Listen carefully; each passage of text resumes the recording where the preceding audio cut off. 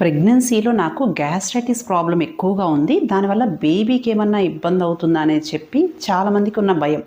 యాక్చువల్గా గ్యాస్ట్రైటిస్ వల్ల as such ప్రెగ్నెన్సీలో కొత్త కొత్త కాంప్లికేషన్స్ రావడానికి కానీ లేకుంటే బేబీ మీద ఎఫెక్ట్ అవ్వడానికి కానీ ఛాన్సెస్ ఉండదండి. మెయిన్గా ప్రెగ్నెన్సీలో ఏంటి ఎసిడిటీ గ్యాస్ట్రైటిస్ వలన ఫుడ్ ప్రాపర్గా తీసుకోరు. దానివల్ల ఇండైరెక్ట్ ఎఫెక్ట్ ఉండే ఛాన్సెస్ ఉంటుందన్నమాట. సో ఫుడ్ ప్రాపర్గా తీసుకోకపోవటం వల్ల తల్లికి రక్తహీనత రావటము, ఆ రక్తహీనత వల్ల బేబీకి కొంచెము బరువు తక్కువ బేబీస్, నెలలు నిండకుండా బేబీస్ పుట్టడం ఇలాంటి ఛాన్స్ ఉంటుంది.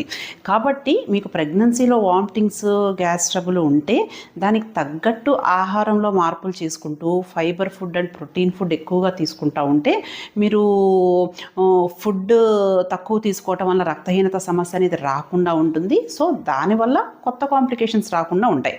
అంతే తప్ప యాజ్ సచ్ మీ గ్యాస్ ట్రబుల్ వలన బేబీకి ఎలాంటి ఇబ్బంది ఉండదు. ఓకేనా? Thank you.